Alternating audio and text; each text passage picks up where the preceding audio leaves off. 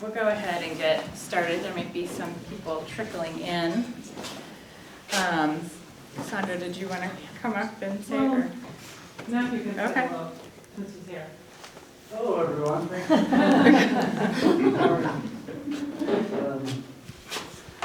Welcome. I'm sorry I don't know everyone sitting up front, but we've been very excited to host the Lexington Housing Assistance Board and hopefully draw attention to the issue of affordable housing here in Lexington. And even if it's just a matter of bringing this group of people together, I think that it's something positive. A lot of people responded to the call for art for the exhibition, and so many that we created a second exhibition that's hanging over at First Parish. So I hope you enjoy it, and that it lends some atmosphere to the evening. And it's been wonderful to work with Sarah, and thank you. Yeah. Thanks for letting us host. Thank you. I mean, this is a huge deal for us to be able to put on a show like this in this beautiful space with LexArt. And thank you, Matthew. LexArt is a gym in Lexington, and it's an amazing community space to do a lot of community partnerships, and this is just one of many. So, yeah. Thank you. Sarah's not only the director of the Housing Assistance Board, she's also a member of the Lexington Arts and Crafts Society. Yeah. So thank you everybody for coming. Just want to say a few words, some housekeeping stuff. So we do have a sign-in sheet at the back, and I would love for everybody to sign in. And if you want LexHab to have your information and send you information, we really don't send very much. You can check the yes box, but no offense taken if you check the no box.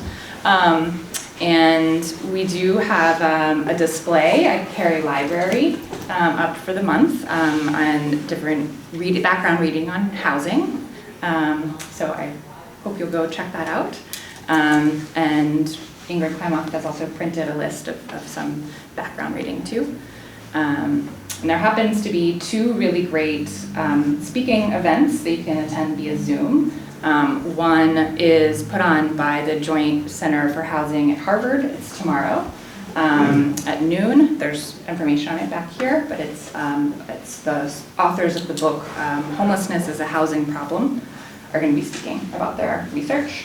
And then on the 8th, the Boston Foundation is putting on a talk about research about segregation in housing and the history of segregated housing and the impact of MTA zoning law on that.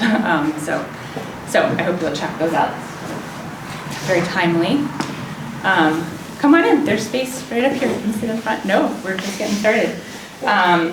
So the show that's up is up through the 19th of November, and I hope you'll spread the word and have people come visit. LexArt is open Tuesday through Sunday, 11 to 5. Yeah. So I'd like to get as many people in as possible and check out the award winners.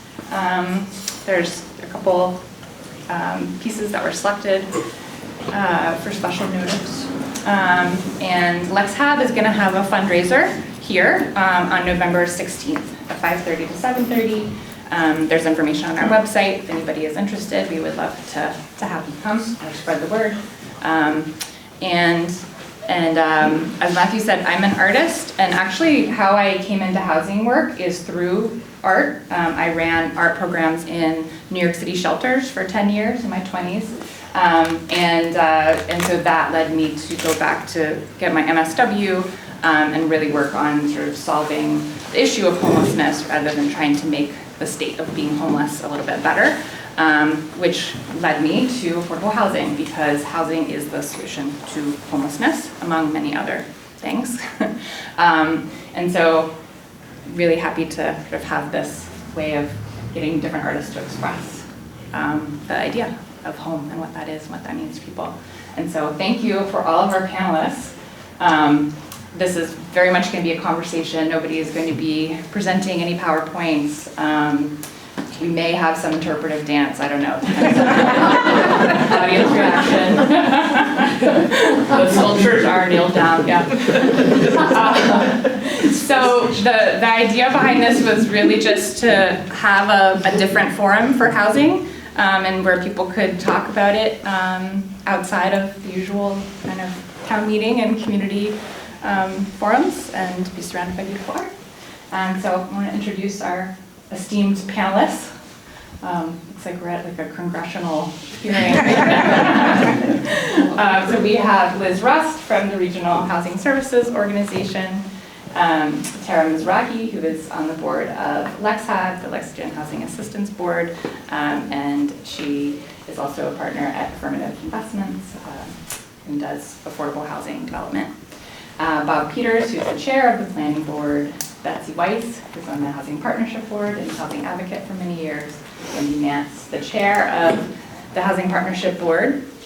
Can everybody hear me okay? Yeah. Yes. Okay. We also have a microphone we're going to be using, which is really exciting.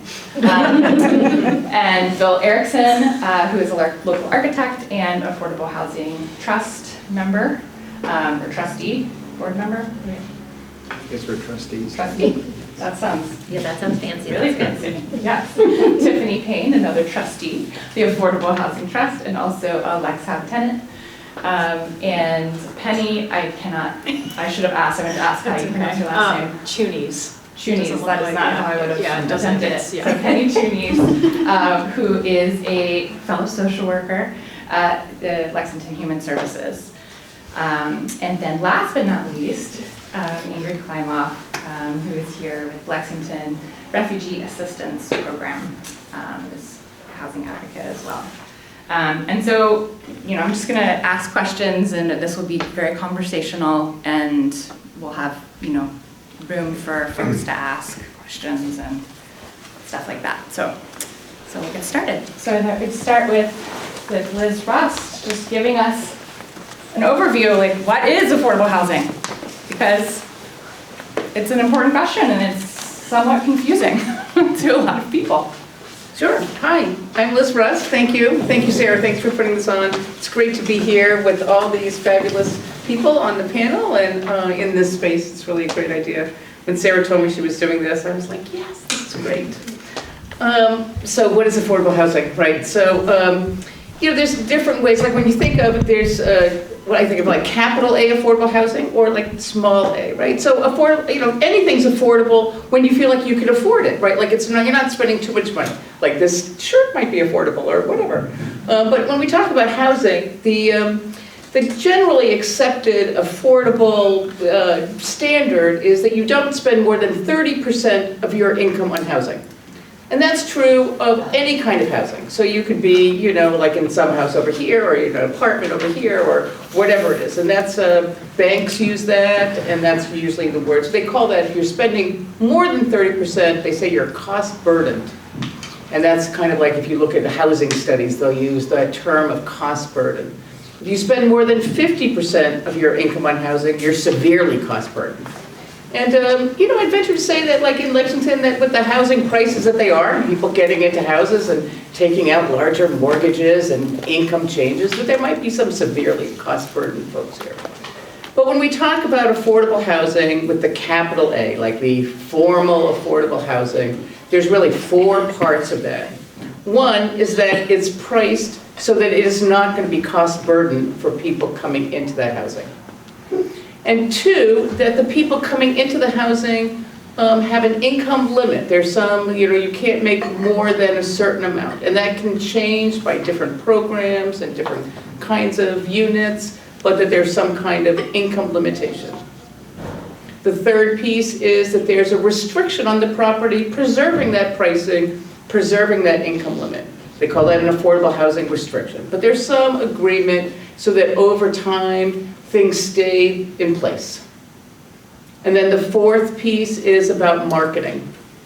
And it's, they always use all these big terms, right? Affirmatively fair housing marketing plans, right? And that's where people talk about the lotteries and what you have to do and how you get to those units, right? Like what is that process? Who can get one of those units? And sometimes, like all these requirements, you're like, oh, they're so cumbersome. Like, why do they do that? And I'd venture to say, having worked with the state for many years on this, they come up with these guidelines because they've caused problems in the past, right? Like, they don't just make up things that are hard to do, right? They had some problems, they had some litigation, they had this. So I just heard today that, Lexington's part of the Metro Home Consortium. And in that consortium, it's a group of 13 communities that work on housing together. And they've joined up this year to do fair housing testing. And so these affirmative fair housing, strategies are really to make sure that things are transparent and people have equal opportunity to the affordable housing opportunities. So they've been doing this fair housing testing where they have testers that go out and check, like present themselves, like you have like someone with a voucher, someone without a voucher going for the same unit, and are they given the same opportunity? And they found 35% of the tests failed in the consortium. So people are like, oh, they won't fail. We're gonna do this testing, nothing will happen, right? 35%, so a third of the tests failed for source of income, and that's with the vouchers, or for race.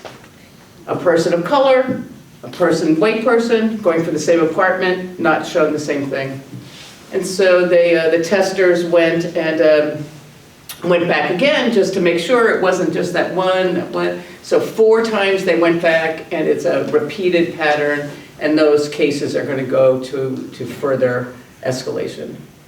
So fair housing is important, and it still happens in our, in how housing is offered to people today. So that's just one of the other 4 parts of affordable housing. Again, it's the pricing so that it's affordable to people coming in. It's the income limits to make sure that it is intended for people who are of lower income, whatever that might mean for that program. That there's a restriction to preserve those benefits, and that it's affirmatively marketed.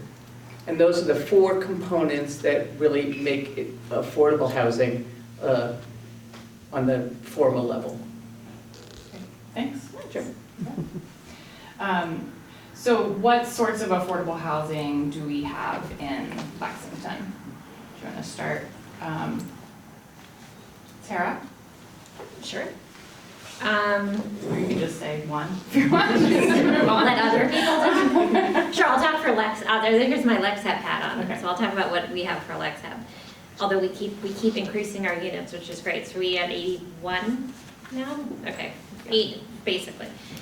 So LexHab owns affordable housing around town in a mix of single-family homes just interspersed with neighborhoods, and we have some multifamily homes. Our most recent one is over on Lowell Street, right next to the farm, Lex Farm. And so it's a mix of housing types. I think we also are we're very excited, and we'll talk probably about MBTA zoning. We're very excited about looking for opportunities to build more dense housing too in the future.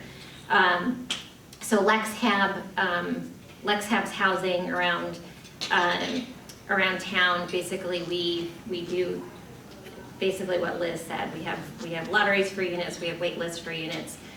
What's great right now about our housing units is that some affordable housing is built where there's a set rent for people. We'll say we have 20 units in this 100-unit building, and there are 20 units that are affordable, and they're all $2,000 a month, and it's set at what might be affordable for someone at 60%, 80% of the area median income. And then you have to be able to afford that. That's still a lot of money. What's nice for LexHab's units is that the ones we've been able to do so far, people pay 30% of whatever they make. They have to make a base minimum, but it makes sure that those people are not burdened, cost burdened by the housing. So that's what we do right now. We're looking to do more dense projects in the future. And discuss later. Can I add to that? Yeah. So Lexington also has a number of ownership units that are restricted. So there's rental and ownership, right? So it's a much smaller number of affordable ownership, but there are some. I think it's about 35. ownership rentals. Ownership units, sorry, they're condominiums. So I just wanted to add that. There, yeah, thanks. So if I buy a unit and I qualify, and then my income goes up, do I have to sell? No. No, when you buy an affordable housing unit, it's like buying a house, right? You get the deed, it's recorded at the registry.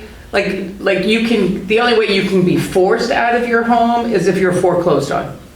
Just like you bought any kind of other real estate. So there's no difference because it's affordable in terms of the rights of the mortgagors or the rights of the holders or any of that. Do you want to address the other types of affordable housing? Well, I just wanted to add to what Liz said. The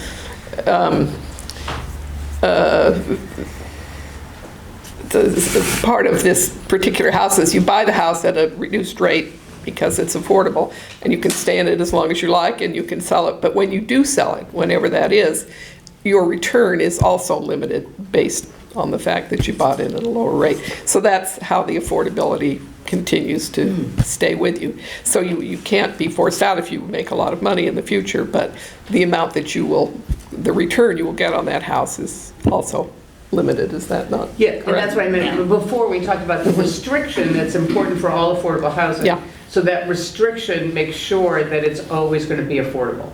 So in the case of ownership, that the price is restricted so it'll always be affordable for the next buyer. If it's a condo and there are condo fees that go up, does the affordable unit pay less than the other equal units, or are they subject to the same increases as everyone else in the condo? Well, I don't want to answer it for LexHab, because LexHab works, LexHab's condo units are still rental, but they're not really the home ownership we were talking about. I think the question that you raise is an interesting question that's been debated, I think, in the Commonwealth, and I actually don't know where they stand right now on having the condo fees be related to the percentage that you bought the unit for, which then would be automatically lower, or if it's just based on every condo paying the same. And I don't know if do you know more? Okay. I do, actually. Yeah. Yes, of course you do. Of course Liz does. So back before 2014, it was always based on the relative value of the unit over the overall, so that the affordable or lower priced units would be paying less. Condominium fees are assessed based on what they call beneficial ownership percentage, and that's how that's calculated. In 2014, the condominium law was changed, and they gave people an option of doing it by square footage or by relative value. The affordable housing subsidy agents, like the state, they really prefer to make it the lower fee, just for what you mentioned. So as the condominium fees go up, the affordable or the lower price units see less of an increase. But sometimes that has the effect of isolating the owners in the community, where everyone is, we've seen situations where people litigate against them, like we're subsidizing your condominiums, and doesn't that it causes some disharmony in the condominium communities. So sometimes people in smaller communities want everyone to pay the same, so that over time everyone feels that they're equally contributing to the community. And it would come out in the sales price would be lower. If you're paying a higher condominium fee, your overall sales price would be lower, because that's part of that housing cost calculation that goes into figuring the sales price. But it's a kind of a complicated item. Yes. Does anybody want to talk about the other affordable housing organizations in Lexington?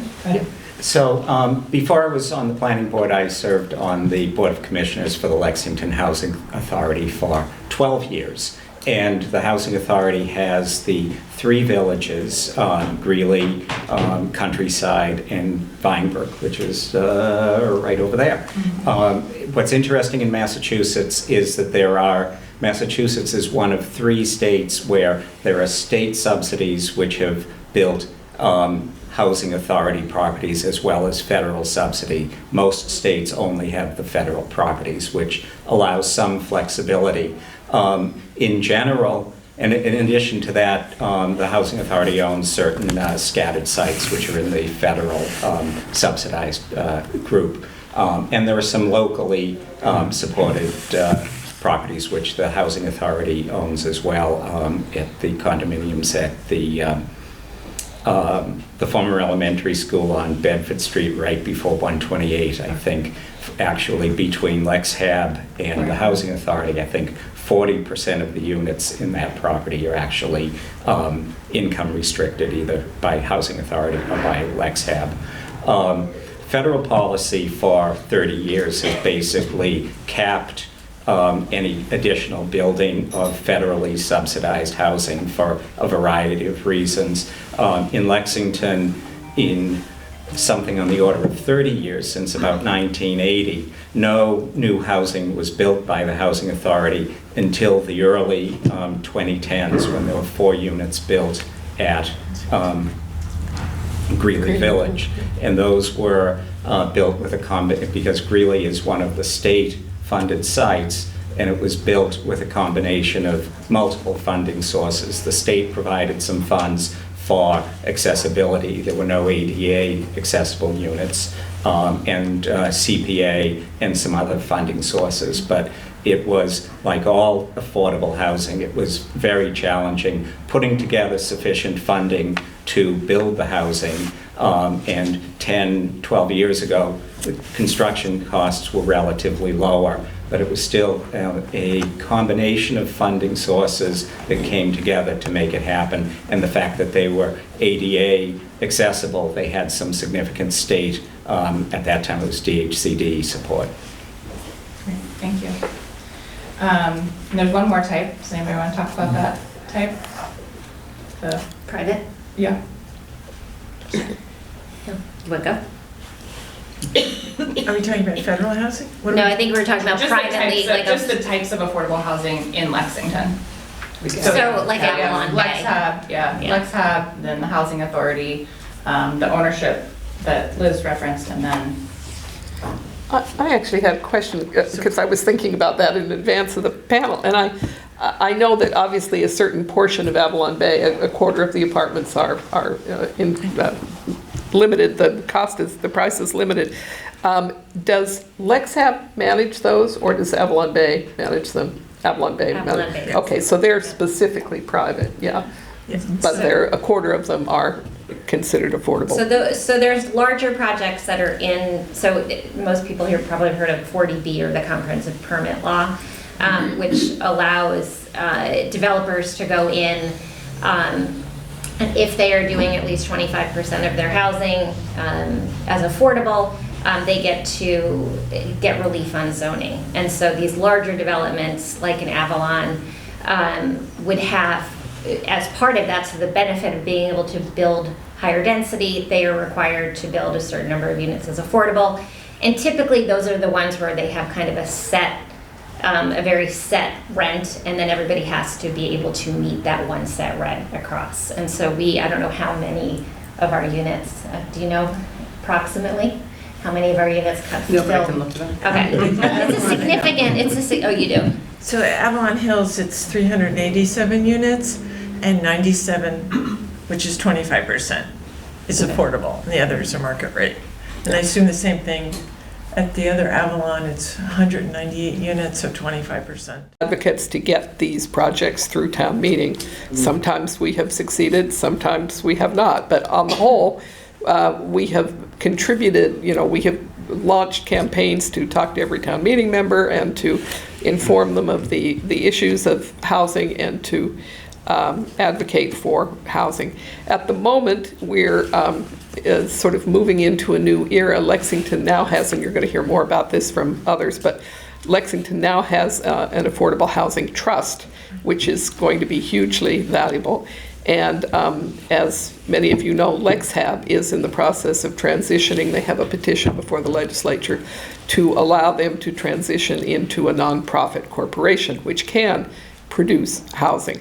Those are two huge steps forward, because the Housing Trust can act as a bank, and the housing nonprofit corporation can actually commission and build housing. So and then of course LexHab has been our in-house creator of housing all these years. It's specific to Lexington and different from any other entity in the state. It's a kind of a merger between the community and private enterprise. So the housing partnerships role now, I think, is evolving a bit. We're looking to act as a kind of clearinghouse, certainly cheerleaders for any housing project, and we continue to be advocates every day of the week. But we also hope to act as a sort of umbrella organization and to help those housing entities work in cooperation and get more things done in Lexington. And frankly, this is a wonderful project that LexHab has sponsored, this forum this afternoon, and I wish the Housing Partnership had thought of it. But in any case, it's a great idea, and it's the kind of activity that we would like to foster, because I think it's very, very important for the town to become more aware of what the issues are of affordable housing. And over the years, there's been some, in every community, and in Lexington as well, there's been some resistance to affordable housing. And I think a lot of information and education is necessary, but we are really at a point where there's more attention paid to housing, more realization of what a serious need it is in the state, as well as in our town, as well as in the nation. And it's a time when the town has taken these serious affirmative steps. In addition, something you're going to hear more about is that there have been a couple of recent zoning changes that are created to provide more opportunities for private builders to create more moderate and affordable housing. So those are all the initiatives that are happening. We're very encouraging. We're hoping that this is something of an inflection point, and the Housing Partnership will continue to be a cheerleader and an organizer for those efforts. Thank you, Wendy. Yeah, so we have the Housing Partnership Board, who's the advocacy arm, and then I was going to turn to the trust. Do you want to say something else? Do you want me to briefly go into the history of housing in Lexington or not? Not yet. Okay. Not yet. Yeah, we'll get there though. Yeah. I didn't know. We're not going in order. Sorry. Yeah. Wendy mentioned that the housing partnership is in transition to, has petitioned to become something else. Mm-hmm. I mean, development. LexHab, you mean? I mean, LexHab, excuse me. What's the time? Are we waiting for some legislation to happen? And I know how long that can take. It can take session after session. Yeah. So do we have any forecast about when that might? Hope springs eternal. Oh, okay, so we don't have any forecast, No. okay? No, we're hoping when the legislative session ends by then. So, okay. In the course of this year, hopefully, right? That's. This legislative, 2024, Hopefully this July legislative 2024. Oh, all right. At the end of it, probably. Okay, all right. Are there advocacy opportunities in this? I don't think so. I think it's more of a procedural thing I think it's It just, depends who you know. yeah, I don't know, yeah. Somebody who can help move. But we should, we'll circle back for sure. And I think that's a great example of the type of advocacy. Yes, Ingrid. I just want to say that Betsy Weiss was a crackerjack person and helped make the MBTA Community Act get passed through town meeting this earlier in the year. Betsy did a lot of work. Did indeed, yes. The planning director and the planning board did all of the work. We just advocated. Well, that's why advocacy It is was important. though. That's why advocacy is important, right? So we have the Housing Partnership Board, that is an advocacy organization, and then we have the Affordable Housing Trust. Okay. So the Affordable Housing Trust was passed in town meeting in the spring, and I think our first meeting was in April. So it has a combination of people who have been in the affordable housing community for a good long period of time, and people like myself who are very novices. I'm an architect, but I probably built more sins here in Lexington than in this crowd. But essentially, as is said, we're to be a sort of a funding arm for affordable housing. So in the case of really any affordable housing developer, we would have local subsidies that we could apply to a project, which as I understand, we would hopefully put that person in a better position to leverage other service subsidies as well. We're doing a little bit of outreach. We've looked at some sites that the town owns and are kind of doing some evaluation as to the feasibility of building affordable housing on those sites. And that's, kind of moving along.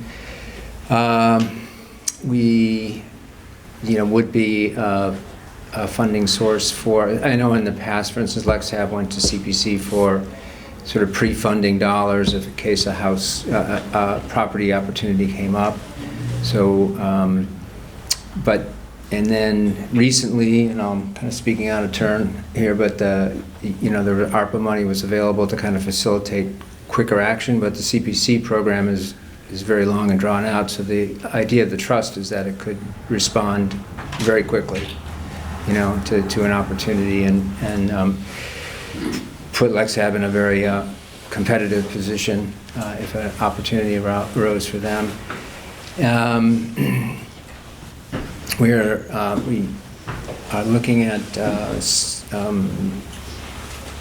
tenant support and still kind of working through what that really will be. But in the case of if there is, our mission is to both create and preserve housing. So if someone was certainly in a situation where, for whatever reason, they were really challenged, we may be a sort of a point of last resort for that.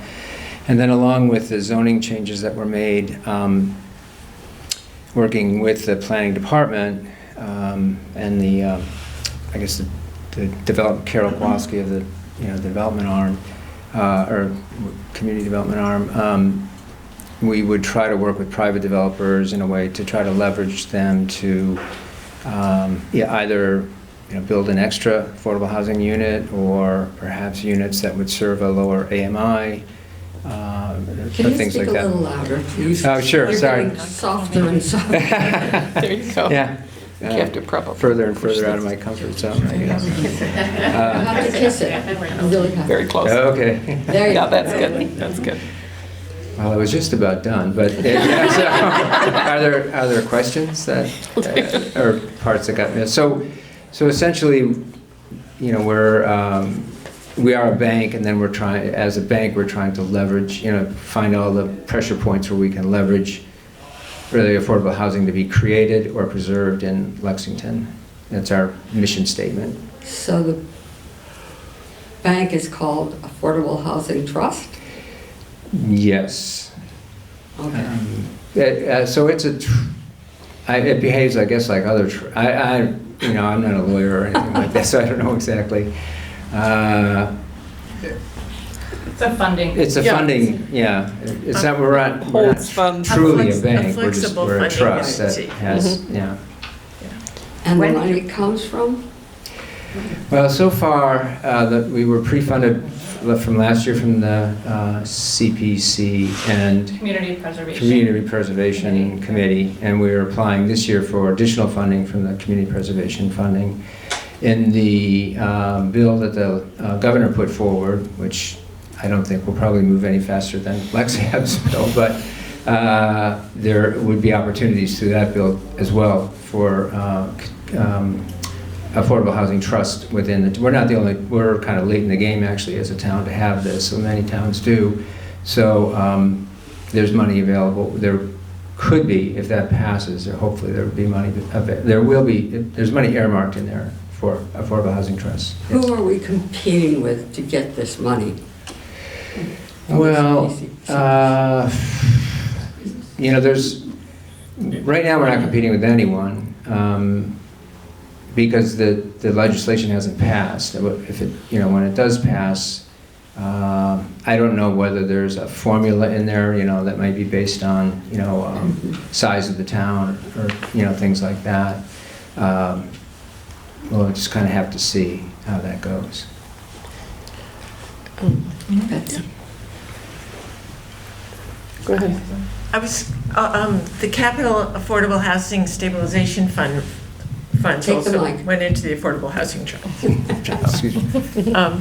as far as other funds that went into the AHT, the Affordable Housing Capital Stabilization Fund, the Brookhaven funds, went into AHT, and I don't know, ARPA? Are there any other funds? No ARPA, there is. Okay. American Rescue Act, federal funds. I know the Yeah. Affordable Housing Capital Stabilization Fund. Yeah, went- that, I forgot to mention that, yes. And that goes till 2034. They make a payment in lieu of having created any affordable housing when they did their addition. Can I say something? Sure. Like the talking stick. Yeah. I have the talking stick. Yeah, there are various sources that we hope will feed the housing trust. Various mechanisms with zoning, particularly the new zoning that passed recently, and I'm sure Bob Peters can address that in detail, but when some level of affordable housing component is required for any development that is built under the new zoning. And if in a small development where there are only 6 or fewer units, it's sometimes difficult to create 10% of that as affordable housing in a small unit, and there is an option under the zoning to pay what they call a payment in lieu instead. And that payment in lieu, whatever it is, and there's a calculation, a formula that has the planning board has worked out, will go into the housing trust. There is currently pending in the legislature the possibility of a tax leveled on real estate transactions. If that passes and Lexington adopts it, these are steps that'll go down in the next several years, that money will go into the housing trust. For those of you who are not, are you all familiar with the Community Preservation Act? Is there anyone who would like to know what that is? Okay. The Community Preservation Act was passed some years ago to allow funding in communities for projects that they might not otherwise be able to finance, but were for worthy purposes. And the idea was that the community would agree on a certain level of surtax on their real estate, and that surtax would go into the Community Preservation Fund, and the state, the theory at the beginning was that the state would match those funds, so that fund would grow, and this fund would be available for historical resources, housing, what am I missing? Open space and recreation. So, we got the historic resources. So there would be money for these purposes that towns might not otherwise be able to afford. Lexington has profited enormously from our participation in the Community Preservation Act program. And over the years, we have leveled a 3% surtax in our community, and then although the state matching funds aren't 100%, there are some matching funds every year, and that money has grown, and that money has been available for all kinds of great projects in Lexington.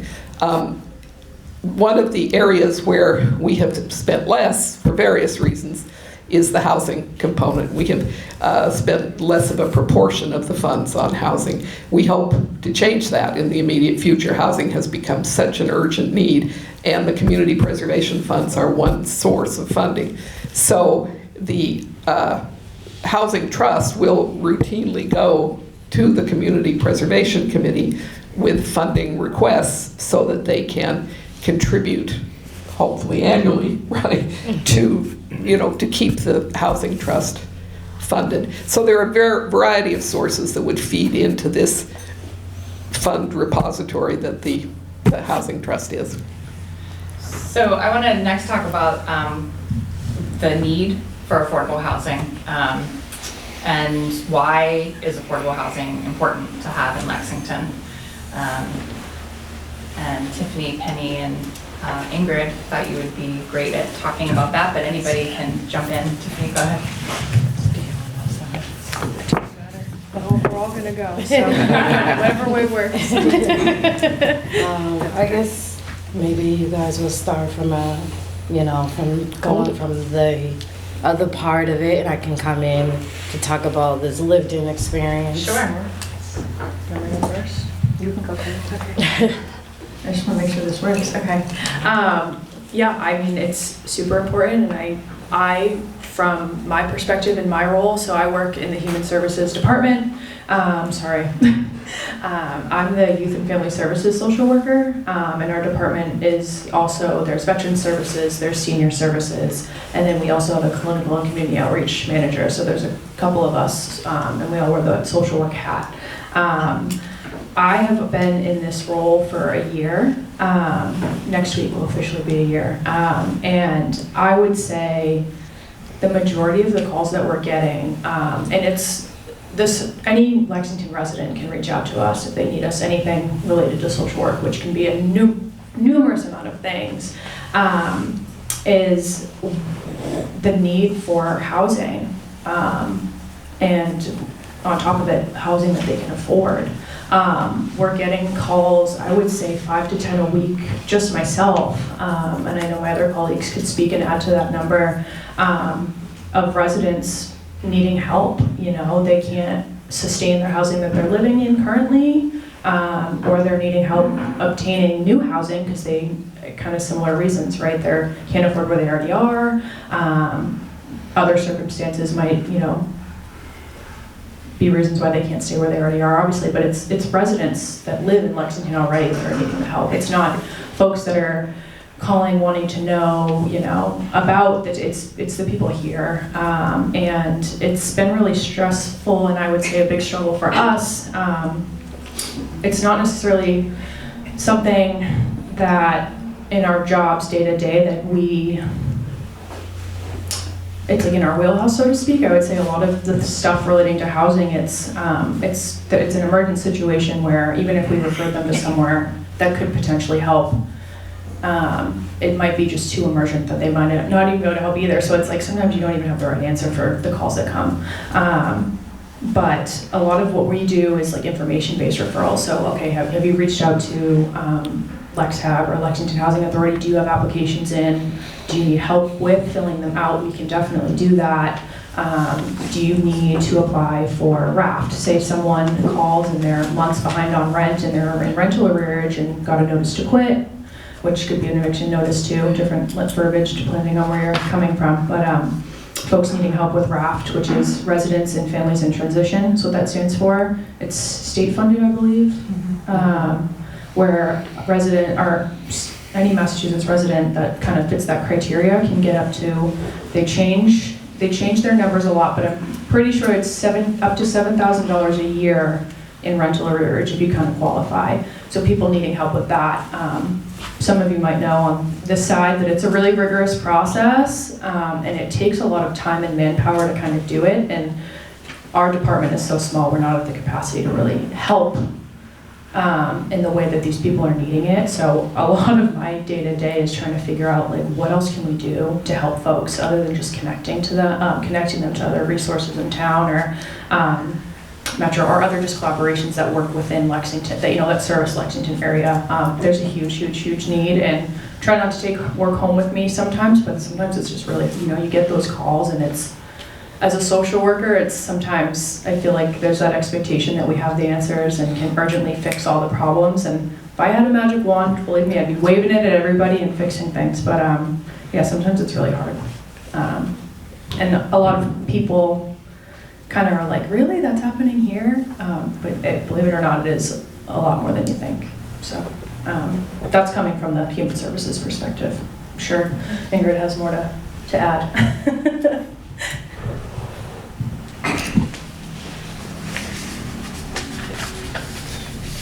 My name is Ingrid Klimov. My husband is sitting over there in a yellow jacket. Please take off your jacket, Carol. Stay awake better. And I want people to see that nice shirt you put on.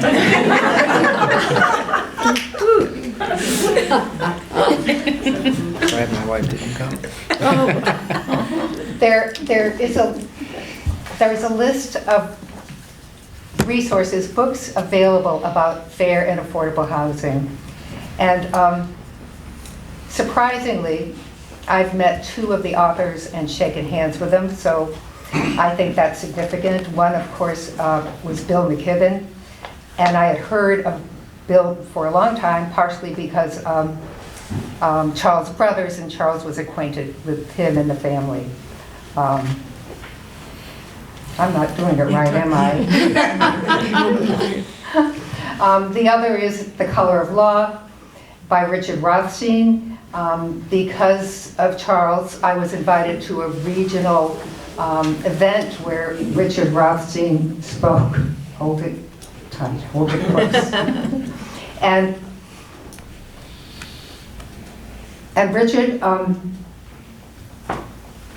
Richard spoke in such an amazing way, with such information. I was overwhelmed with how this goes way, way back in our country, and how the government helped manipulate who lived where, and how Black people especially were isolated.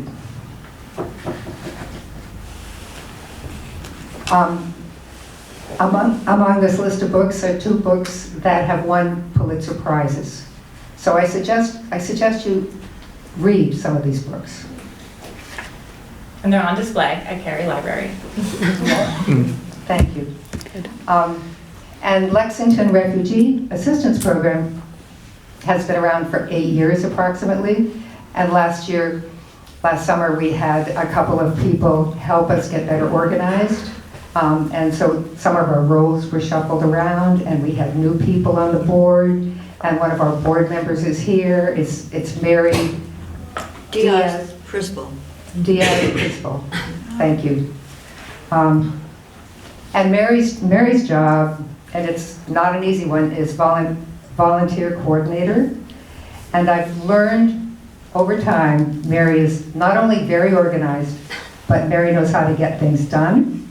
For example, Charles and I are one of two couples on the board who have a pickup truck. Most people in this town don't have pickups. So whenever something needs to be moved, either Charles helps move it, I've driven furniture around. Once we were out of state and Mary called needing not just a pickup, but also needing a couple of dollies. And we told her how to have access to our pickup and the dollies. I have a dolly. Back to housing.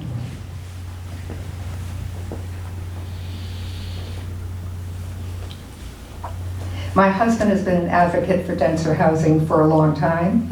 Charles has been on the planning board for a good while. And one of the things years back he advocated for was for 2 families by right.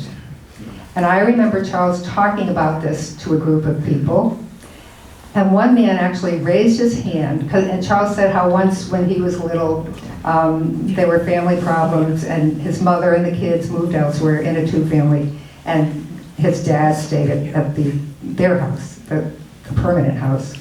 And one person actually raised his hand and asked Charles, did people treat you differently when you lived in a 2-family house? Oh my God. And Charles very graciously said, well, no, and went on. But I was pretty appalled that anyone would say something like that publicly.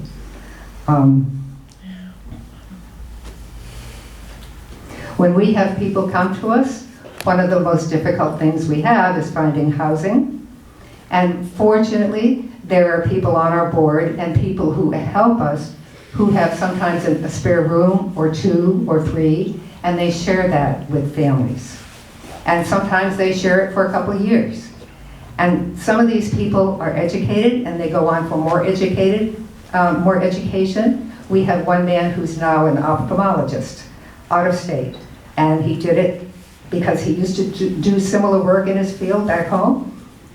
He just applied himself and did very well. Another person who I was acquainted with, because I drive her places and meet her for lunch and coffee, was a woman who came and worked full-time and went to school full-time and became a registered nurse. And at the same time, she was sending money home for her children. We have people who not only need housing, we have people who are want to do better for themselves, want to do better for their children, and the reasons they come here are many, and we're glad we can help them. Thank you, Good question. Al's got a question. So Lexington Housing Authority has a state rule or federal rule that 70% of their units have to be Lexington residents. Is that something that the Healy administration is going to be able to overturn? It's good too. So I think that there's a few things that you're talking about. So the state public housing is governed by a special regulation, and they're allowed to have local preference, that's what that's called, in their waiting lists. All the other housing programs are not governed by that regulation and are not allowed to have local preference in their programs without specifically justifying that, and that's the 70%, which is what the state 40B and the LIT program and many of the local units that are created allow for 70% of the units to be local preference. So, and those are the rules today. But when they allow, can Lexington say we want it to be 20%? Oh, of course, that's the maximum. And many communities are reducing that because it's seen to be exclusionary for people coming into the community, right? Because you're saying like, it's really for everyone here. But other people say, you know, the subsidies are coming from our tax dollars and we want to take care of the people in our community. So it works both ways. But I think Brookline just reduced their policy down to like 25 or 40%. I can't remember which one. I think 25%, Yeah, so other communities, Newton, I think, reduced down below 50%. Has Lexington made any move to reduce it from 70%? So I think that it comes up really project by project. You could have like a policy, but really the state is going to approve it on a project by project basis. I think, Liz, it's also just that initial occupancy, I think. That's correct. So it's only, so we haven't had, it's like if a, sorry, oh, louder. So it's only upon initial occupancy that up to 70% preference comes. Thank you. So it would be, you know, where it would really make a difference if we were to have another large development and there were 25% of those units that were affordable and 70%, up to 70% could be local preference. It would just be at that initial lottery for those units. When those turn over, there is no local preference. Yeah, I just don't understand why 70% would be allowed. Well, as Liz said, you do have to defend it to the state. So when we are applying for the funds, so I work in different communities, and some communities do want that 70%. Sure. And so the state will come back and say, you need to prove to me that your need here for the units is just as much as it is in other communities. And if you can prove that, then you can get up to that 70%. Yeah, and there are certain populations, I mean, people with disabilities, there's an 8-year wait list. Oh, yeah. So an 8 to 9 year wait list. And so there are 8 to 9 years of people in Lexington today looking for housing. So I think that there's going to be a little bit of resistance from those of us who are waiting our turn. Do you want to talk about waiting lists? We want to be welcome. I have a question about sort of diversity of people. There's so many people with so many experiences and such a diversity of knowledge base. So for people who are new to housing or new to a project concept, where do we start? You know, could I put a pin in that? I'm sorry. I just want to hand the talking stick back to Tiffany, who is getting ready to elaborate on the need for affordable housing, which I think is in her own lived experience, and so I think that's critical to hear.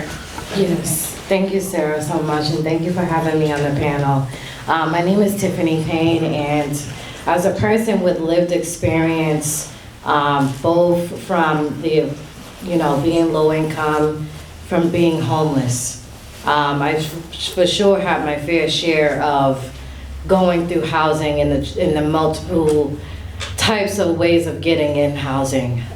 So, I mean, I can go on and on about my story, but for short series is, I was basically a parent, mom of 3, twin boys, and an older girl that's 1 year old. We was living in Lowell. We was living our daily lives, I was a nursing assistant. Their father was a cook. We was living, pretty good until we got an eviction notice. We was not really knowing what our resources were at the time. It wasn't like it was commercialized or, you know, someone was telling us, you know, we just ran upon bad times. You know, I was traveling into Boston. A lot of different things had gained to the reason why we were in our dilemma. So from there, we was working with a social worker at the time in Lowell because my kids were premature, and they had told us about different resources that we were able, as we had got evicted, which was CTI, which is in Lowell, called Community Teamwork Inc. They were pretty much the shoulder for us to cry on at the time, because they really gave us all the resources that we needed to have to really get out of our predicament, as well as what are there for us as a family of 5 at the time. We was able to, you know, get RAF program.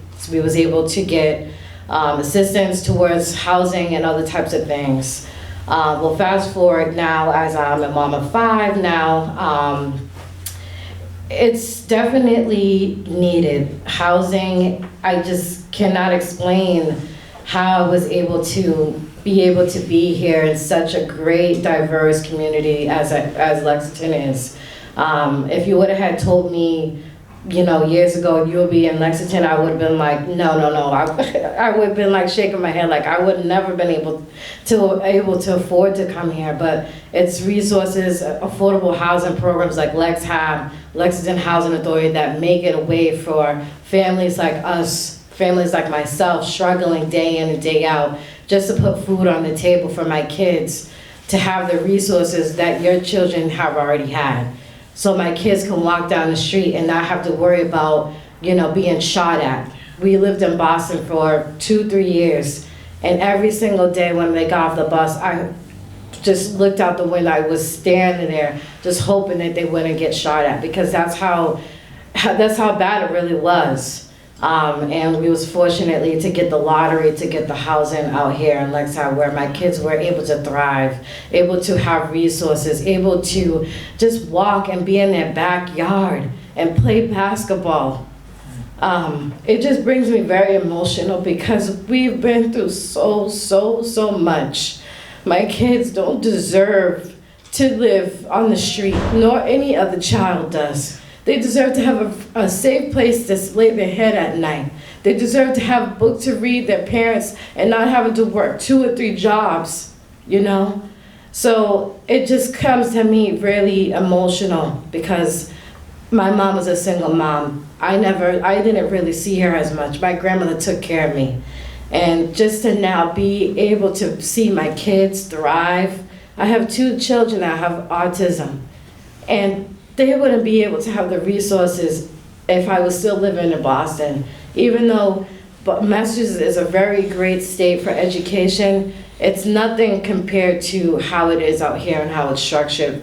My kids are able to have resources. They're able to be amongst children that they can be like-minded with. They're able to, you know, there's just a lot more resources. That's all I can say. You know, as much as I am as an advocate for not only this housing, for their education, for their special needs, I'm there all around. And I wouldn't be able to be doing that if I did not have access, as Lex was able to pass to my family. And I'm hoping that we can do and continue for other families that need the resources like Lexington can provide. Thank you, Tiffany. Thank you. I think that's a really great segue to, well, also to the Color of Law book that Ingrid mentioned, but to both the history of, wake up, that's it. The history of affordable housing is like, so why don't we have more affordable housing? Sort of like, why do we have segregated housing? I'm not gonna make you tackle that huge subject, but a little part of it. And then I'd like to talk about the MBTA zoning and sort of how that's going to address it. So maybe talk about both of those things. Sort of, why is there so little affordable housing in Lexington? What's the history there? So I recommend the Bill McKibben book. It's The Flag, the Cross, and the Station Wagon. And he starts out talking about, there were 2 important events in 1971. The protest on the Green, and the second one was there was a vote at town meeting to create 115 apartments, and town meeting passed it. I think the vote was 127 to 56, and they passed it overwhelmingly by more than the 2/3 majority needed at the time. But then unfortunately, residents in town they felt that Lexington was a single-family housing community, and they didn't want 115 apartments in Lexington, and they had a referendum. And the referendum, so basically it lost. It was 2-1. It was like 2,718 people voted in favor, and there were many people in favor and supportive, but there were people, 5,175 against, and that was in 1971. So basically, to backtrack a little bit, in 1964, the select board established the Housing Authority, which has been mentioned. There's 2 state villages and 1 federal village and scattered site. And then in 1983, there was a decision, there was a need for affordable housing. And the select board created LexHap in 1983 because they felt they wanted to have housing for people in Lexington, and as it was said, now there's 81 units. Next what happened was in early 2000s, there was a crash on the green, and it was decided to be removed, and it was very divisive. And Dan Smith, who was the minister of Hancock Church, decided he would bring all the churches and temples together and raise money for affordable housing, a Habitat for Humanity house in Boston. And so much money was raised at the time that they could build one house, they could build a second house. Well, they could build a house and a half. So they continued to fundraise, and they built 2 houses. And I was involved in that, actually, in the early 2000s. And so every Sunday, a group would go down to Boston and help build this house. It was an amazing experience. And at the end of the first house, the family that was going to become the owners of the house also have to build the house. And so we met them, we worked with them, and they were so appreciative and so happy to be able to own this house. And then after that, Bob Bignell from the Housing Partnership went to the select board and said, I really want to create an advocacy committee, the Housing Partnership Board, to work with all the housing committees and organizations in town. So that happened in 2003, and then of course in 2023, the Affordable Housing Trust, a flexible funding entity. Thank you, Betsy. Did the second house ever get built? Yes, absolutely, we built Okay. both. Yeah, and the high school students helped too. Yeah, they came Great. involved. So before we jump into the MBTA zoning, could we talk a little bit more about what some of the specific obstacles have been to building affordable housing, aside from the people? You mean some of the issues that people brought up? Or just specific zoning related, maybe you want to talk about it? So I think Ingrid sort of alluded to it, and Betsy, but really the legacy of zoning for 100 years has been exclusion. And that's why zoning was introduced and then took off really across the United States. It was to exclude people from certain communities, or many communities. I think Hank Mance used to write about things that were in Old Town of Lexington reports, and I think he had at one point written about some of the language around zoning in the 1920s when it first was enacted in Lexington, which really, for today's audience, are kind of jaw-dropping what was said at that time. But it was all about exclusion. So we have these suburbs that are single-family homes on large lots, which is certainly evidence of at least one type of exclusion, which is based on economics. Yeah. But there were others that were underlying that. Yeah. Yeah. Wendy, and then well, Charles can probably go into more detail, but yeah, you've all heard of redlining, and that occurred too, to bar families of color or families, I mean, but I think it was primarily economic, and it allowed people over the years to look at this zoning and say, this has nothing to do with racism, this has nothing to do with exclusion, this is just a matter of we want large, lovely lots with large houses on, that this is purely an economic thing. But regardless of what the motivation might have been or whether people were aware of any underlying racism, the effect has been to exclude all but a very small percentage of families who could afford large lots with large houses on them. And the effect has, and this isn't just Lexington, although Lexington has certainly participated in this. And this is one of the reasons, and the zoning people, and I know Charles can address this, this is one of the reasons it is so crucial for our zoning now to address this and to try and change this direction, because zoning has had a huge effect here as it has in many communities. But Charles and Bob. I think it's worth underlining that this isn't just about housing, right? Housing is health. Yeah. Housing is education, right? So it's not right. just about housing. Go ahead. I actually just wanted to raise a few history points. I mean, I'll start with 1924. If you read the planning board report, when zoning was adopted, it was very clearly intended to keep out poor people. Yeah. Very explicit. Yeah. I also think it's worth mentioning the Lexington Commission in the 60s and 70s. We have the Lexington Commission on Suburban Responsibility. Yes. We have the faith communities built the first 2 affordable housing developments in Lexington on Garfield Street and on Judges Road. Thank you.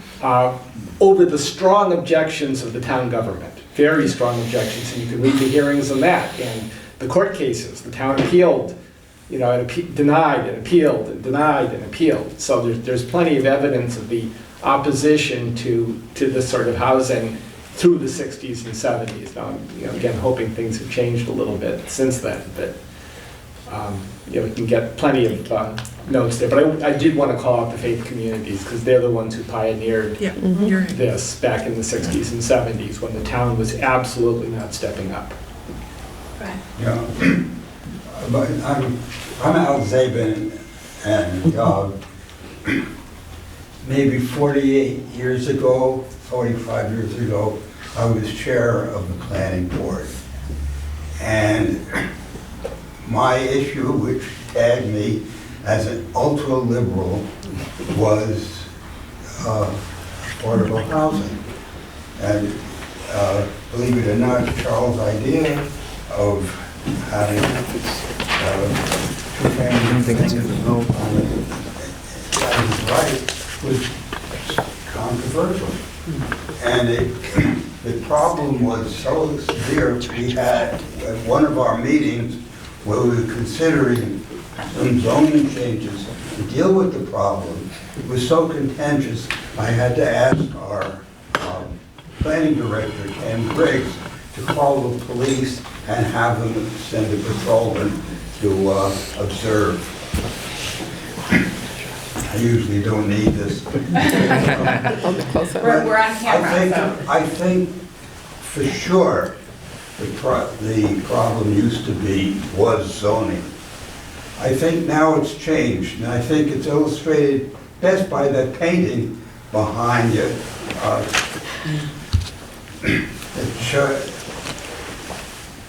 My impression, and I think it's correct, I think it's correct, is that we are seeing more good, modest houses being torn down for the construction of larger and more expensive.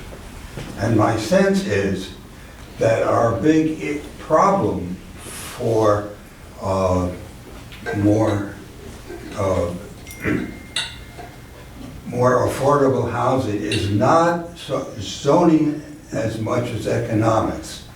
I don't think that modest multi-unit developments, even 2, 3, or 4 unit, such as what has been encouraged in California, I don't think they can compete with in Lexington at least, with the lure of the profits for building large homes. And I think if we're going to do anything other than perhaps big apartment developments in land that isn't available for that now, I think we have to look at a way of dealing with the economic problem and help the projects for moderate income housing in 2, 3, or 4 units, make them competitive with mansion houses. And I'm not sure that can be done without some bylaw that limits the development of large single-family dwellings. I raised this before, and it was a couple of people were shocked at the idea of limiting the development of single-family houses, but it seems to me that if you can limit two-family dwellings to certain units, you can limit development of single-family. Here, here. Do you want to talk about the Do you want to talk SPRD? about The new zoning? Thank you.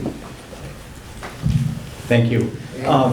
So thank you for the bringing it up, Mr. Zabin. One of the things, town meeting, planning board, and the town in general has been working extensively on housing for the past 2-3 years or more. And it resulted in some real significant changes and new zoning opportunities at the spring town meeting. And one is the special residential developments, which were in preparation. The special committee that was working on that, I think, met for 4 years working on, at least 4 years working on developing the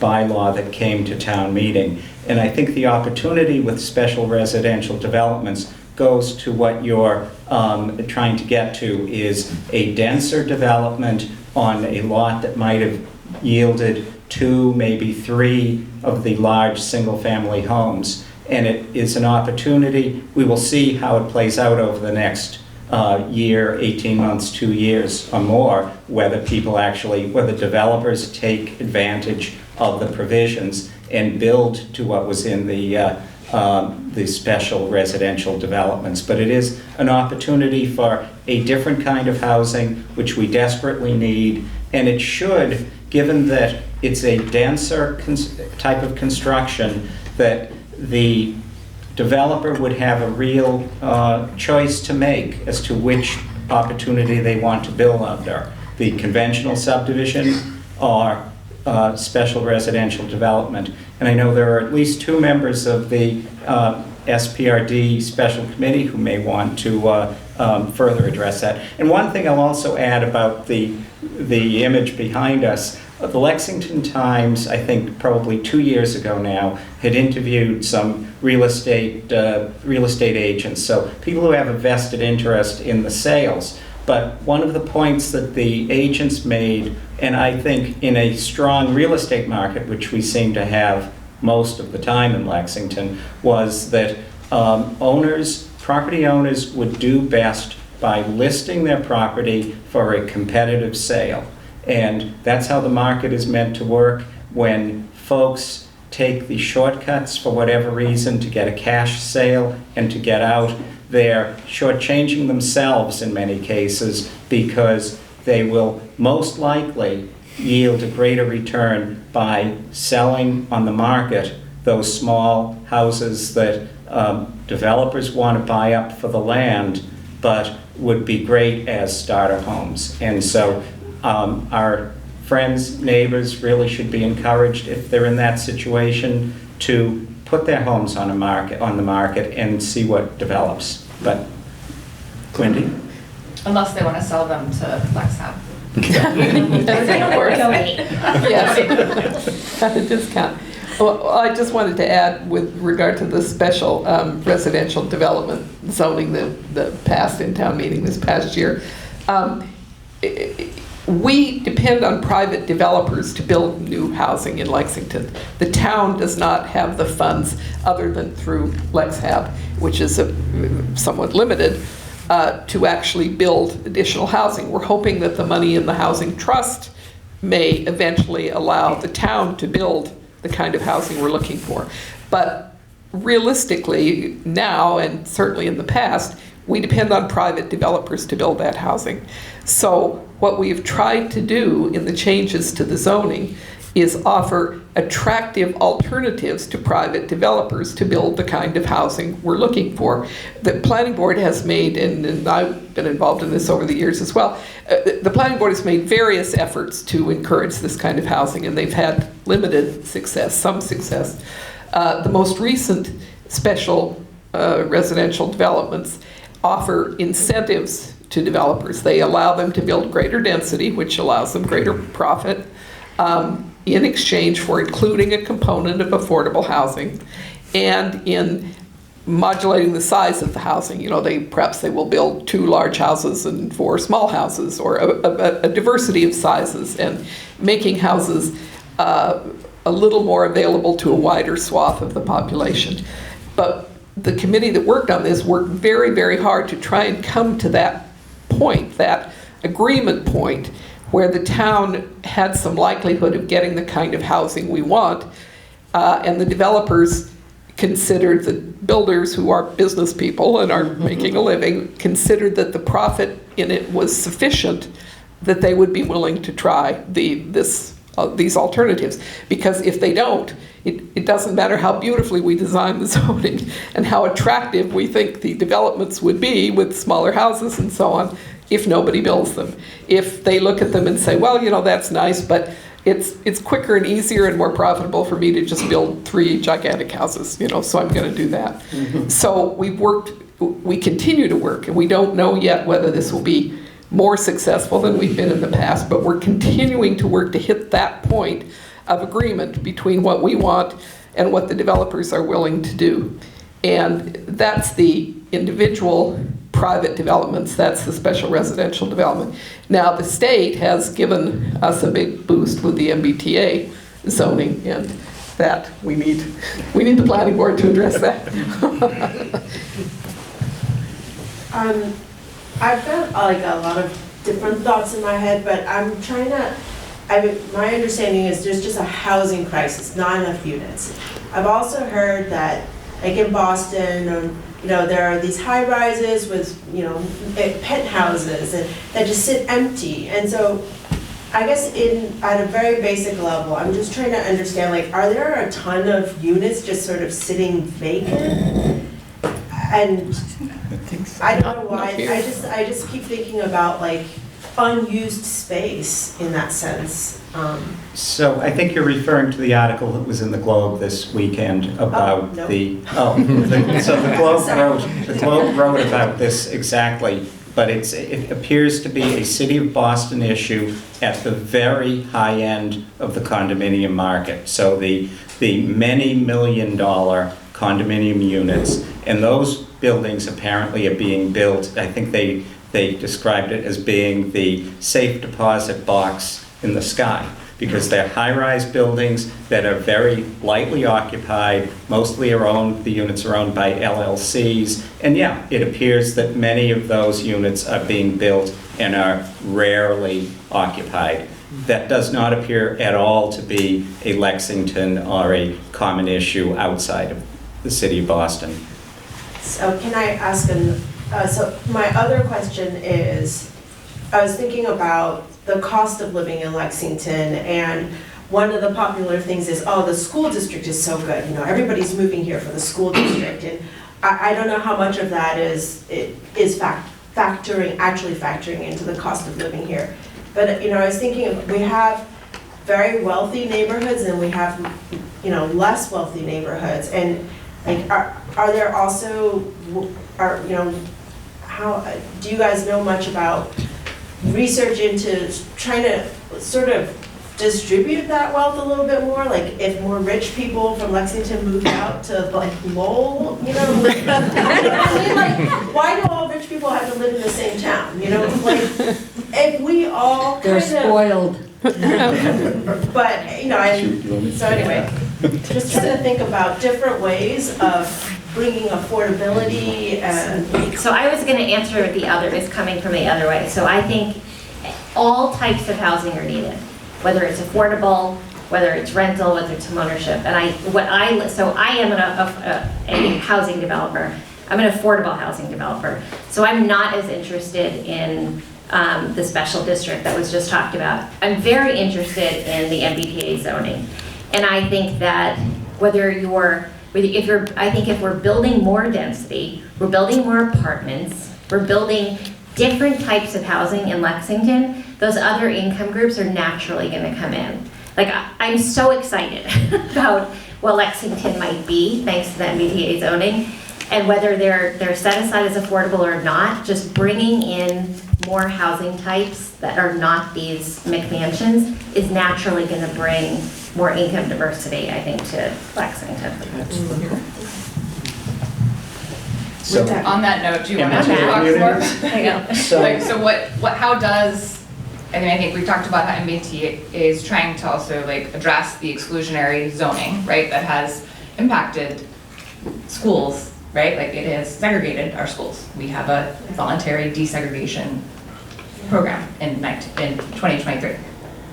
In the state. That's insane. In the state?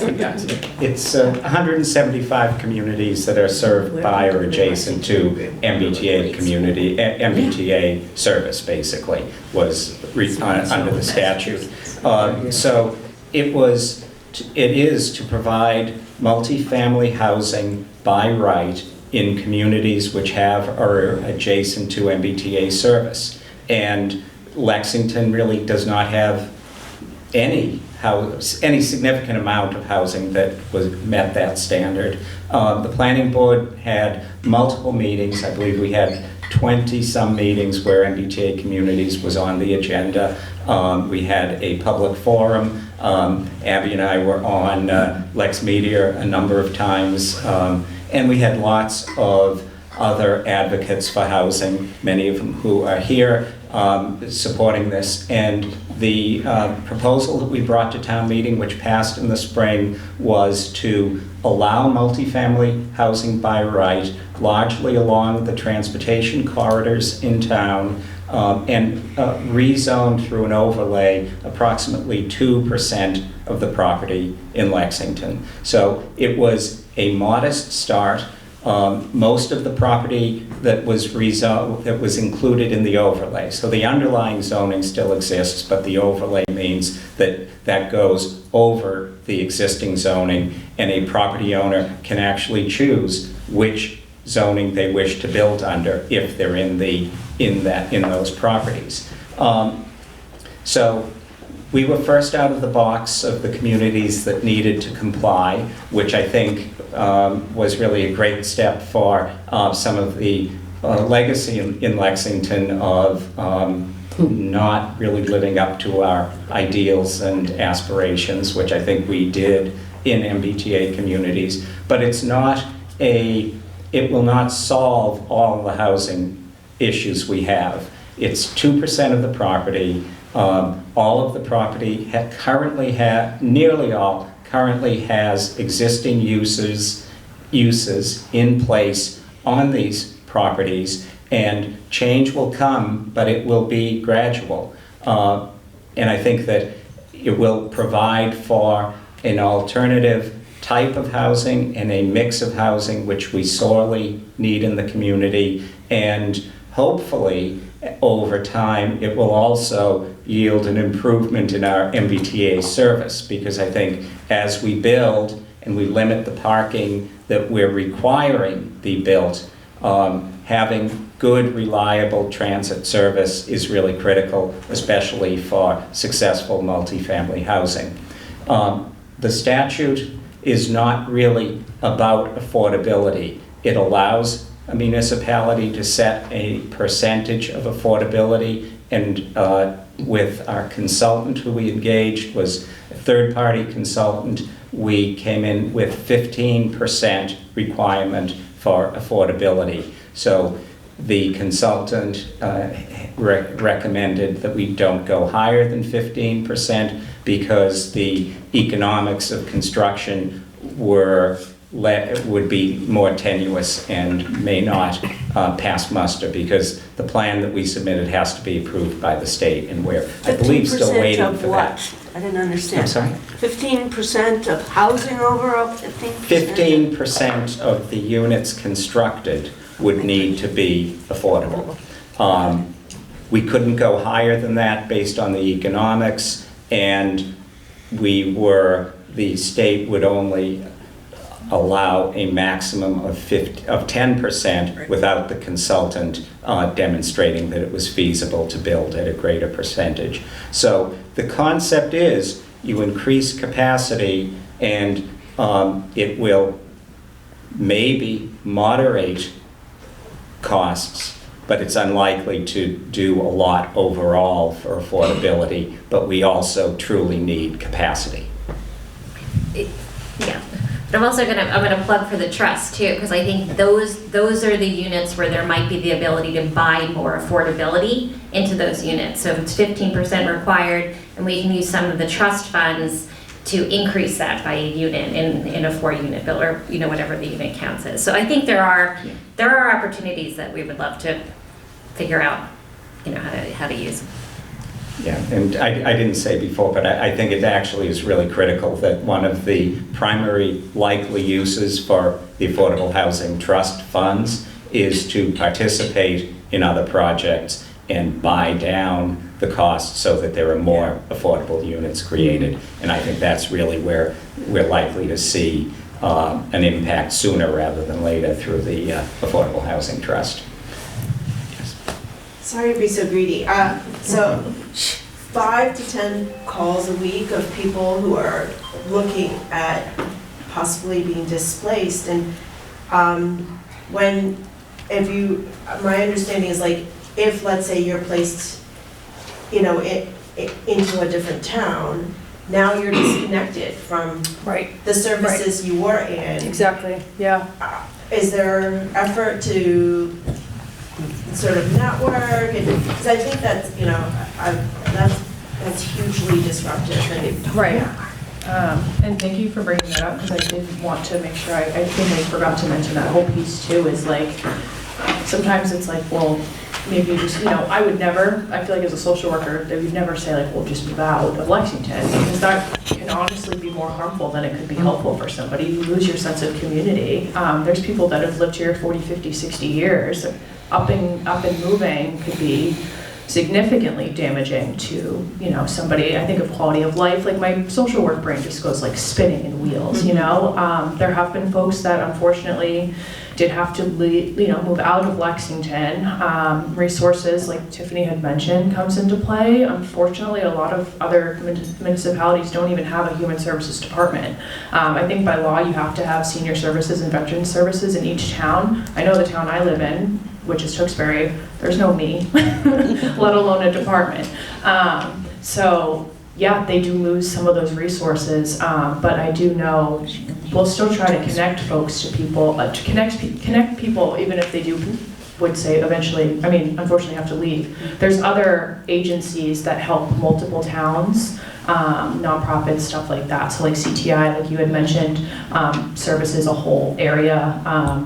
Metro Housing Boston services a whole area, so you might lose the specific resources, that would be a social worker that's from the town, but there's so many other resources out there, and I feel like us as social workers try to stay on top of what those resources are, not just for its surrounding towns as well too. So I know I would never want to leave someone without any resources or some sort of advocate to kind of help them. But yeah, no, it would be extremely detrimental to their.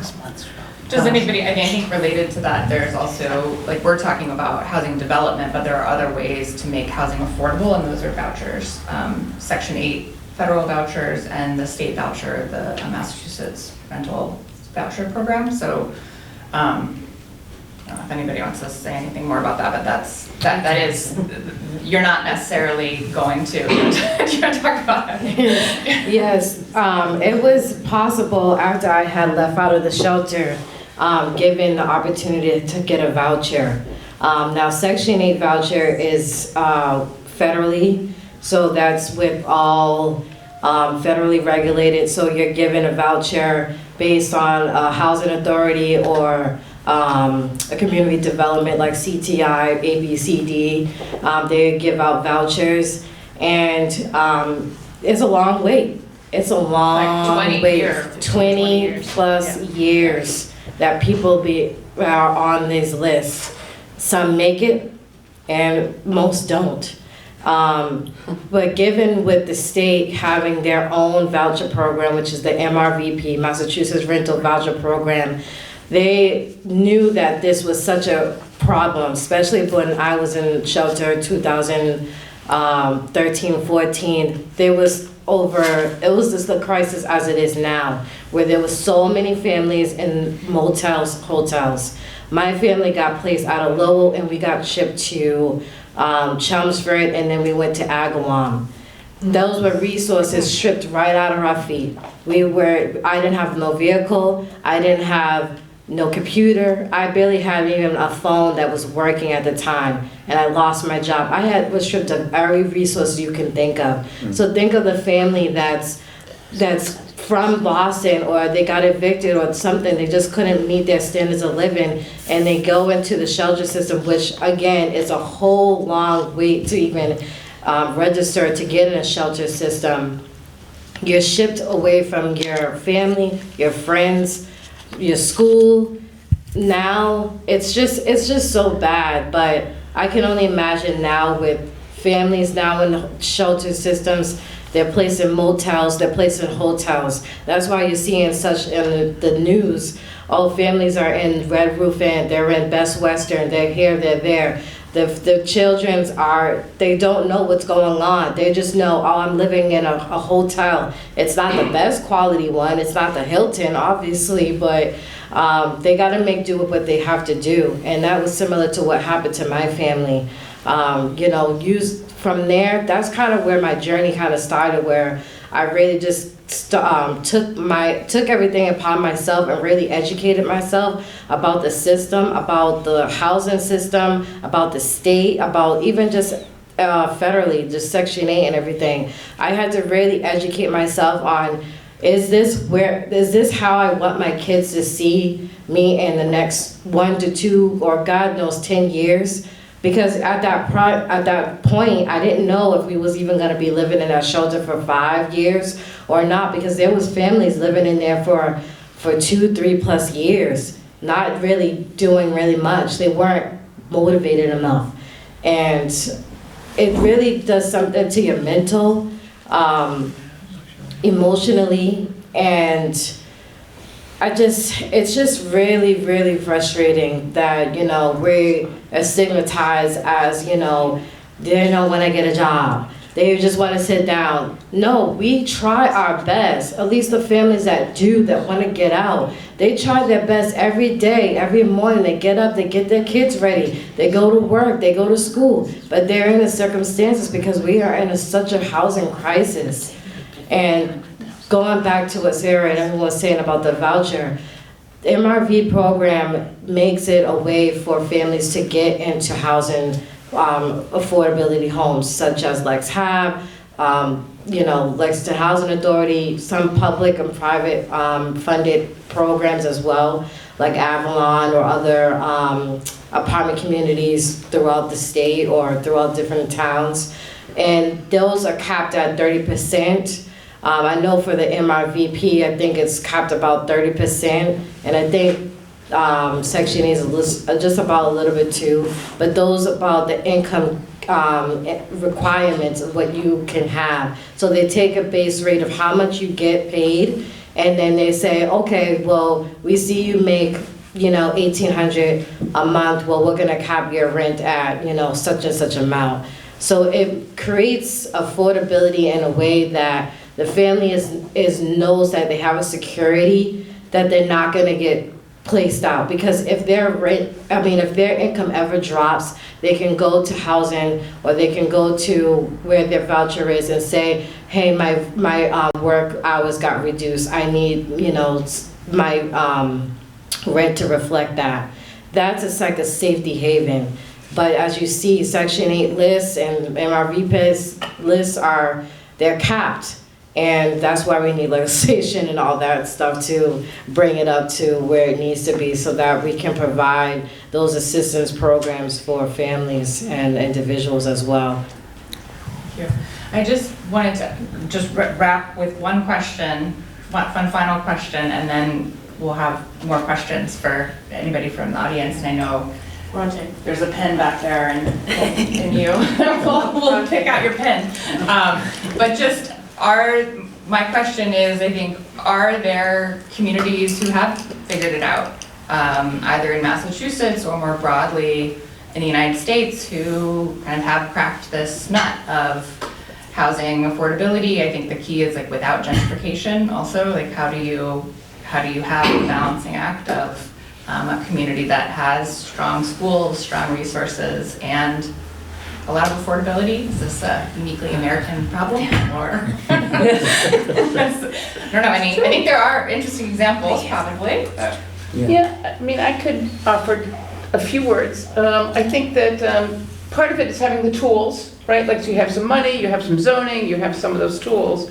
But the other part is, I'm just gonna call it, like, you gotta get in the arena, you gotta get a little dirty. Like, you gotta get in there and make it happen. Like, it's not gonna, like, the zoning's not enough, right? Like, you gotta, it takes that extra effort. And even, I'm gonna say the zoning's not enough, like, you all who worked on the zoning, like, you were in that arena. Like, you were working hard to make that happen. Like, it just doesn't, you have to be really engaged. And it kind of happens project by project, and happens with a community and groups coming together to try to overcome whatever the issues are, right? Like, there are people who are always going to come out against it, right? Not really, because, like, we all love affordable housing, like, really, we just love it all. But we just don't, like, I really like those trees a lot too, like, I really like those, and the traffic the art and this, installation in the window. right?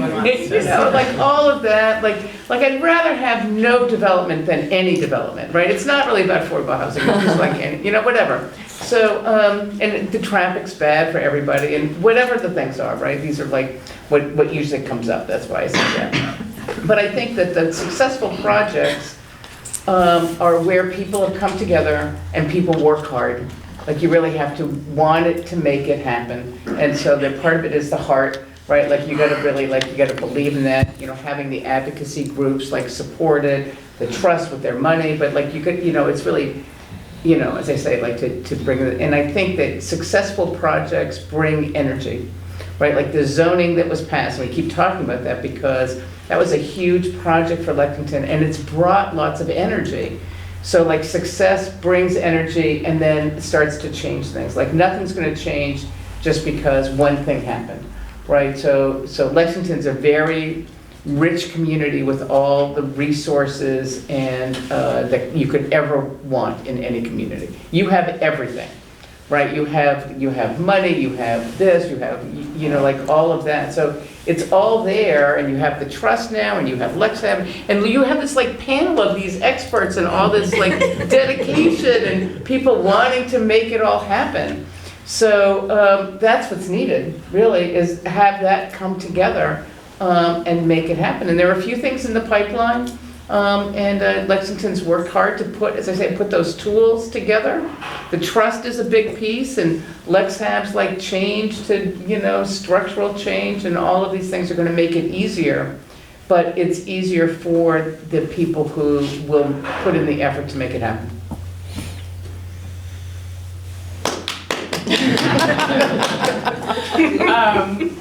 So, unless anyone else wants to add to that, we can open it up, and maybe that goes to your question of sort of how do I get involved a little bit, or. I think about Mountain View, California, like, if there's any place more expensive than Lexington, it's Palo Alto, right? And they came together through that collaboration that you had to put two affordable housing complexes in the heart of Mountain View. where that real estate is, off the chart. It's inclusionary, it's got retail on the ground floor, it's near transportation, and it's affordable. And it's like, how do they do that?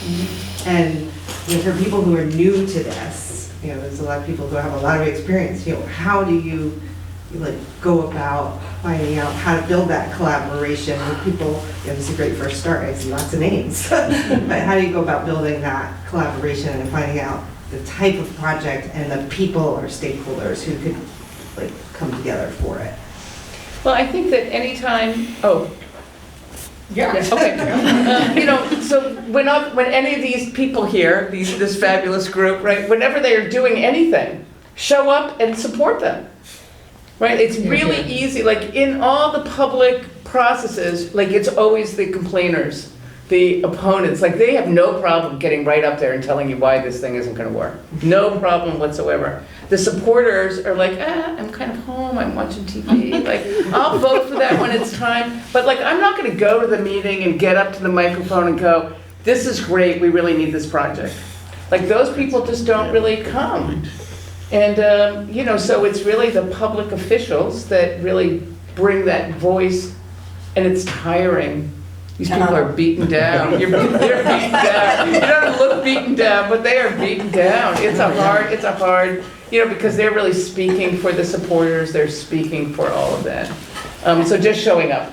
I would also say, it also depends what you're interested in, right? We're all interested in affordable housing, and we're all interested in it for different reasons, and so, but we're all here because we want other people to be, engaged too. So just talk to whichever people you found interesting, and then you can figure out, I need to go more in this route. If you're looking at you described a large development, right? So meeting with the planning department, they're looking at kind of the resources that they have in town, and how do we take big pieces of property and what do we do with them, and how, so it's so just figure out what interests you, because it'll keep you engaged more. But Lexington's a really good place to be interested in this, because there's a lot of nice people. Yeah. A simple thing to advocate for is, number one, having someone in the town who can represent housing and help people find out where things are. Many towns have a housing person on staff, and that's their job. That's that person's job. And the other thing is, when you go to the town website, you can't even find Lexington Housing Authority on the town website. Wow. And that doesn't help, right? So those are two simple things that aren't so simple. So if you could take care of the website situation.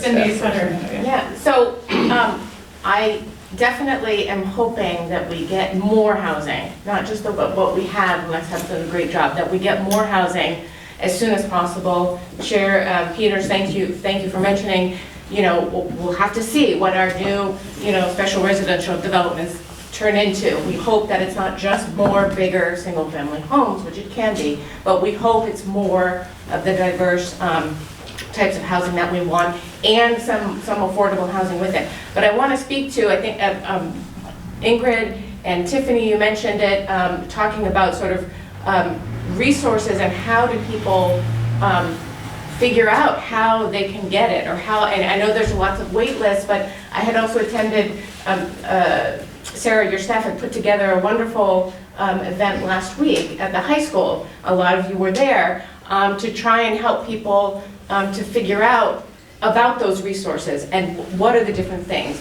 And I learned a lot, being there.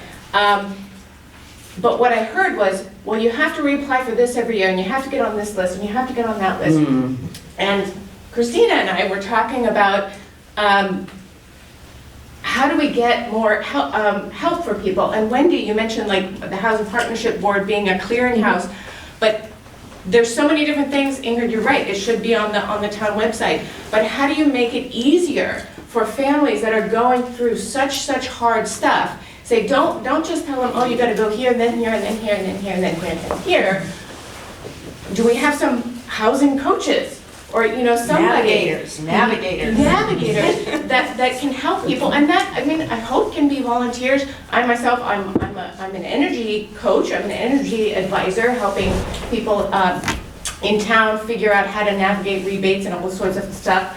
Sarah, you know, I mean, it's very difficult to do that, but perhaps, I mean, I don't know, perhaps looking forward, excited for the time when we have more housing and have a lot more housing, how do we get people in it as quickly as possible and keep it running smoothly? And so I think, you know, I'm hoping that we can think innovatively and maybe truly have a great clearinghouse, or, you know, something that you mentioned. Couldn't agree more, yeah. So I guess and then maybe this is sort of a closing thing, but how do we think about, I know you're like, well, we just got the housing trust together, but, you know, I understand, you know, I'm thinking maybe a little bit too forward, but to be thinking about those things. I don't know if anybody has comments about that. Thank you, and thank you for all for being here. Great item for our agenda coming meeting. You want me to talk about what I mentioned to you last week? Okay, so thank you for mentioning that as well. And I kind of talked about it earlier, like saying how like our department's been constantly trying to figure out like what can we do, because we're kind of capped as well. So Lexington Human Services just signed a contract. So my department just signed a contract. I want to say last week, Jim signed the MOU officially. We are partnering with Mass Coalition for the Homeless, their CASA project. And Minuteman Senior Services also just got a grant to have them as well, where we're going to have a housing case manager on our team. But it's a one-year pilot program that got funded, and we're capped at 65 referrals for the year. So that's all we could get approved for the year. But my hope is we get enough, I hope to fill that sooner rather than later and have that data so that when we go to present to either resign or, I mean, I would love to have a housing case manager on staff with me, period, in our department. I think just the amount of volume of calls we get in itself speaks to that. And that can be something maybe discussed at some point. We don't have a director currently, so it's a little hard to kind of focus on a lot of different things. But that person, me and the executive director are partnering on that. So residents can, you know, so when I get those phone calls now, it's like, actually, I do have somebody that I can, it's a referral, so we would refer them with their consent to that person. But they can help with the raft and start to finish. They can help with housing and landlord mediation. They can help with housing searches. They can help with the housing applications, might, you know, put some relief off of, you know, the housing authorities and stuff when folks sometimes get sent over, filling out applications. That person can help. They're virtual only, so that's the only kind of thing that stinks. Their project is they work remote, they're not in person. But there's other agencies around that do similar things that we can maybe revisit in the future as well. But yeah. And maybe expand for volunteers to help out or something like that. So I think it's a good step. It's a good start. Yeah, it's hard to like market it as much as I want because we're capped at 65. But I think, but it's great. I'm so excited about it. Yeah, I mean, and I'll just say some innovative things that, you know, I've been involved with in the past is I started a human services network in Arlington, and so it was a place for monthly everybody working in human services and housing and health to come together and talk about who needed help and who was sort of the most at risk and to help prioritize those people. So, you know, I've talked to human services about it a little bit. I think it's just a matter of time being able to do it, but I think that some things like that are really helpful. There's also some really innovative things that libraries do, and I would love to further what our library does, because that is an amazing resource, and people go there to get information. And so I think, you know, there's amazing, like, I teach graduate social work students, and there's one who's launching a program in a library, and it's a social worker at the library who's helping with housing. That's awesome. So I think it's, you know, there's ways to think about, I think, as a community organizer, like there's ways to think about that, you know. So I think hopefully there's a lot of energy around that. Yeah. I just want to say very briefly that one of the goals of the housing partnership for years has been to get that housing resources person, whether it's out of your department or independently in the government. We stood back this year. We were often defeated by budgetary concerns, you know, and they say not this year, you know, as they did this year. But we're not giving up. This is one of our ongoing goals, and it's been very helpful for me to hear you and hear you, and I think we need to renew our push and with some additional coordination and information. So this has been very helpful, and you'll be hearing from us because this is something that and Cindy knows this. This is something we need a community thing, right? Yeah, Not just put it yeah. I mean, yes, we absolutely do need. Yeah, not just one say, person, okay, but that's no. that person's job to do, sorry. Like Somerville, for example, Well, has the a whole, staff person yeah. can train volunteers Right, simultaneously. right. Yeah. Yeah, like cities like Somerville and Lowell, for example, have like a housing and prevention just department, like, you know, Yeah, and well, they have those resources and all in that. our dreams, Yeah, but exactly, still. exactly. And I partner with some of them in, you know, in grant work we do with youth substance use and stuff, but it's kind of cool. I'm like, oh, so other towns I collaborate with have some of that stuff. I would, like you said, I would love to have, even if it was one person, that would give me that. Start that with one hub, person you know what I and mean? expand it, yeah. Exactly. So I think the more it's talked about and brought up, you know, that's also really helpful as well. Well, Springtown meeting is coming, so So we're at 7, and you know, start on time, end on time, and we're in Lexmark space. So I think we'll end things, but I just want to thank everybody for coming, and I hope that this does provide a starting point for people who do want to get more involved, for the organizations doing the work, and hopefully this is the first of some regular gatherings, because we're all still here listening after 2 hours. So. And I want to thank all of our panelists for all of the advocacy work that you've done. Thank you, Sarah.